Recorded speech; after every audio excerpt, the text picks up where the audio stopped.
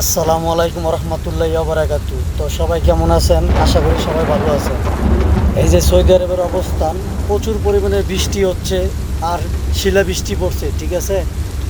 তো সৌদি আরব কিংবা অন্য সব কান্ট্রির মাঝে যারা নি বড় গাড়ি চালান, আর বিশেষ করে যারা নি আরামকো ডিজেল গাড়ি চালান কিংবা অন্য সব টেইলার কন্টিনিউয়ারের গাড়ি চালান, সবাই একটু সতর্কভাবে গাড়ি চালাইবেন এই রাত্রের বেলা, ঠিক আছে ভাই?